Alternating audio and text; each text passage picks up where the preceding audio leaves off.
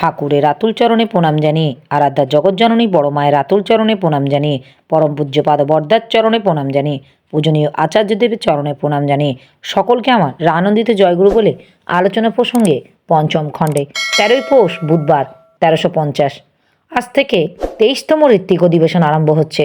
ঋত্বিক অধিবেশন উপলক্ষে বিভিন্ন স্থান থেকে অগণিত কর্মী ও সৎসঙ্গী দাদা ও মায়েরা এসেছেন ও আসছেন। সমগ্র আশ্রম প্রাঙ্গণে একটা বিপুল উল্লাসের সঞ্চার হয়েছে। শ্রী ঠাকুর প্রাতে বাবলাতলায় একখানি বেঞ্চিতে বসে আছেন। সবাইকে দেখে তিনি আনন্দে ভরপুর, মহাখুশি হয়ে হাসি মুখে উচ্চস্বরে এক একজনকে জিজ্ঞাসা করছেন, কী রে, কী খবর?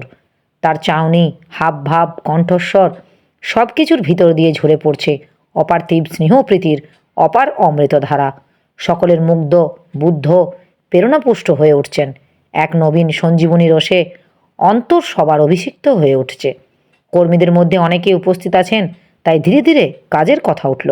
শ্রী ঠাকুর বললেন, দীক্ষা খুব বাড়াতে হবে। ব্যক্তি চরিত্র গঠিত না হলে কোনো কাজ হবে না। তার জন্য চাই প্রত্যেকে যজন যাজন ইষ্টভীতি পরায়ণ করে তোলা। আর দীক্ষিতদের ভিতর দিয়ে বেছে বেছে অন্তত 300 কর্মী সংগ্রহ করতে হবে। দীক্ষা যে বাড়বে এবং ভালো ভালো কর্মী যে সংগ্রহ হবে, তার মূলে থাকা চাই আপনাদের চারিত্রিক ঐশ্বর্য, যা দেখে মানুষ মুগ্ধ হয়ে যাবে, সৎরম্যে বিনীত হয়ে উঠবে। তখন বেশি কথা বলা লাগবে না, আর বিশেষ করে নজর দিতে হবে ও কৃষি, শিল্প ও সুপ্রজননের দিকে। এগুলি কিন্তু পুষ্ট হয়ে শিক্ষার ভিতর দিয়ে।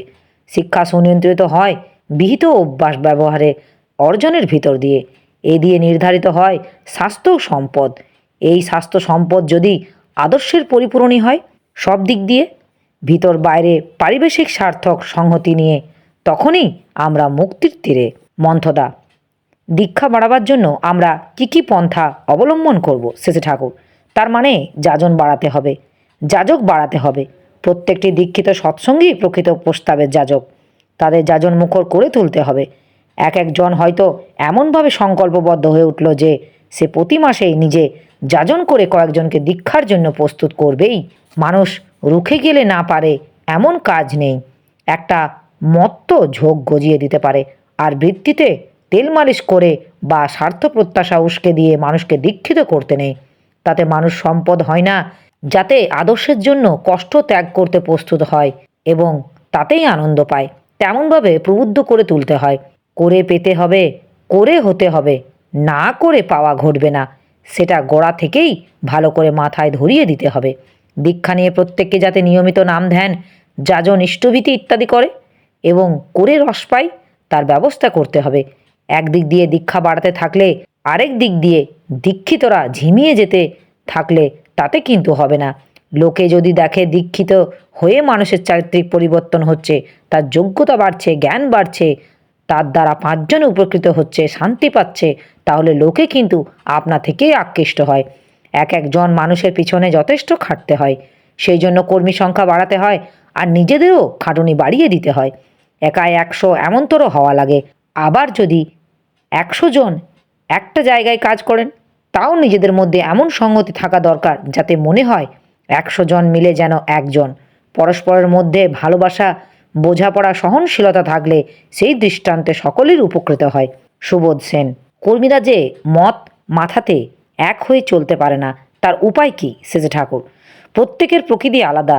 দুটি মানুষ হুবহু একরকম হয় না, কিন্তু আদর্শ উদ্দেশ্য যদি এক হয়, তাহলে প্রকৃতিগত বিভিন্নতা সত্ত্বেও পারস্পরিক মিল হয়। এই মিল করতে গিয়ে আরও একজনকে যদি তার বৈশিষ্ট্য ত্যাগ করতে আমার ছাঁচে ঢালতে চাই, তাহলে অসুবিধা হয় না। প্রত্যেকের স্ব বৈশিষ্ট্য অনুযায়ী চলা চাই এবং অন্যের বৈশিষ্ট্যকে শ্রদ্ধা করা চাই। এই রকমটা না হলে কিন্তু হয় না। তাছাড়া সাধারণত কেউই পূর্ণ নয়। পরস্পরকে সয়ে বয়ে চলতে হয়, নিজে দোষমুক্ত হতে চেষ্টা করতে হয় এবং অন্যেও যাতে দোষমুক্ত হতে পারে তেমনতর প্রবোধনা যোগাতে হয়। দোষদর্শীর রকমে কাউকে কিছু বললে তাতে তার নিজের দোষ সমর্থন করবার প্রবৃত্তি হয়। বলতে হয় দরদির মতো, সমব্যথীর মতো, শুভা আকাঙ্ক্ষীর মতো। সেই ভূমিতে দাঁড়িয়ে কঠোর কথা বললেও মানুষ তা ভালোভাবে নিতে পারে। অনেকে ব্যক্তিগতভাবে হয়তো মানুষ ভালো, কিন্তু জানে না কেমন করে 10 জনকে নিয়ে চলতে হয়, তাই সামান্য সামান্য কারণে তাদের অন্যের সঙ্গে বিরোধ বেঁধে যায়। বিরোধ এড়িয়ে সম্প্রীতি নিয়ে চলবার কৌশল তাদের শিখিয়ে দিতে হয়। ক্রমাগত রাখালি না করলে হয় না। শান্তি সংস্থাপকের ভূমিকায় দাঁড়িয়ে কাজ করতে হবে তোমাদের। অশান্তির জায়গায় শান্তি, অনৈক্যের জায়গায় ঐক্য প্রতিষ্ঠা তোমাদের কাজ।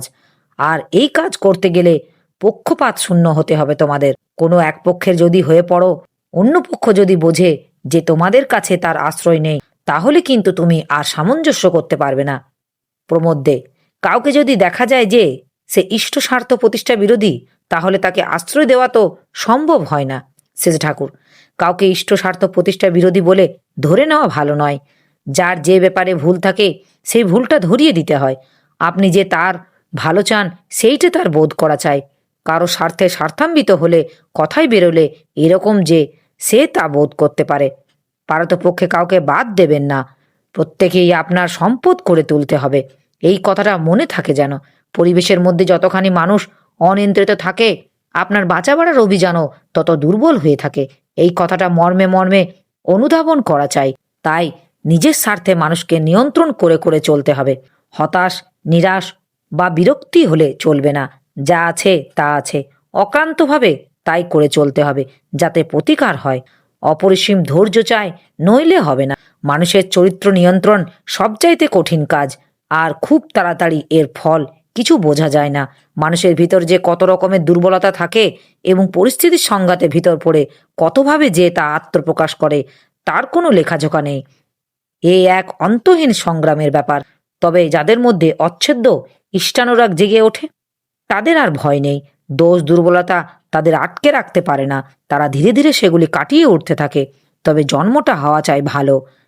সুরেন বিশ্বাস, আপনি যে সুপ্রজননের কথা বলেন, তার জন্য আমাদের কি করতে হবে? শেষে ঠাকুর, বিয়েগুলি ভালো করে দেখে শুনে দিতে হবে। বংশ, বিদ্যা, স্বাস্থ্য, আয়ু, ইষ্টপ্রাণতা, চরিত্র, প্রকৃতি, বয়স, যোগ্যতা ইত্যাদি বিষয়ে মিল করে ছেলে মেয়েদের বিয়ে দিতে হবে।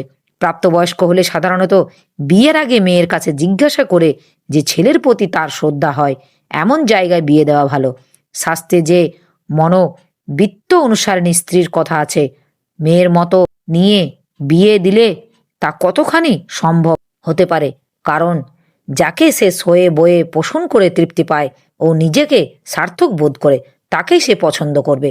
আবার মেয়েদেরও ভালো করে শিক্ষা দিতে হয় বিয়ে ব্যাপারটা কি এবং কেমনতর পুরুষ স্বামী হবার যোগ্য ইত্যাদি। অবশ্য বিয়ের আগে কাউকে যেন স্বামীর মতো করে না ভাবে বা ওই রকম কল্পনা করে কারো সঙ্গে মেলামেশা না করে, ওর ভিতর দিয়ে ক্ষতির সম্ভাবনা থাকে।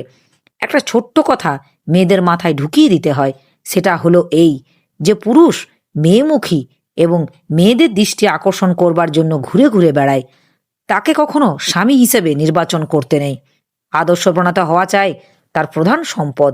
আর কুলশীলেও পুরুষ উন্নত কিংবা অন্তত সদৃশ্য হওয়া চাই। নিম্ন কুলশীল সম্পন্ন পুরুষকে বিয়ে করলে যে তার ক্ষতি, এটা বুঝিয়ে দেওয়া চাই। ক্ষতি এই দিক দিয়ে যে তার পিতৃপুরুষাগত সংস্কার স্বামীর মাধ্যমে পরিপূরিত না হয়ে বরং অবদলিত হয় এবং তার ফলে তার সন্তান সংহতি বিকৃত প্রকৃতি হয়ে থাকে। ফল কথা, সর্বপ্রকার প্রতিলোম সংস্রব যাতে রহিত হয়, তার ব্যবস্থা করা লাগে। সবর্ণ অনুলোম বিবাহ যেগুলি হবে, সেগুলি যাতে বিধিমাপক হয়, তার ব্যবস্থা করতে হয়। ঘরে ঘরে এইসব বিষয়ে যাজন চালানো লাগে। আগে যা হয়েছে তা হয়েছে, এখন যেন তার একটা বিয়ে অবিহিত রকমের না হয়। বিয়ে থাওয়াগুলি ঠিক মতো হলে তার ভিতর দিয়ে অনেক ভালো মানুষ জন্মাবে। আমার এই আলোচনা প্রসঙ্গে কিছু ভুল ত্রুটি হয়ে থাকলে আপনারা আমায় ক্ষমা করবেন। উপস্থিত দাদা, ভাই, বোন, মায়েদের আমার রানন্দিত জয় গুরু।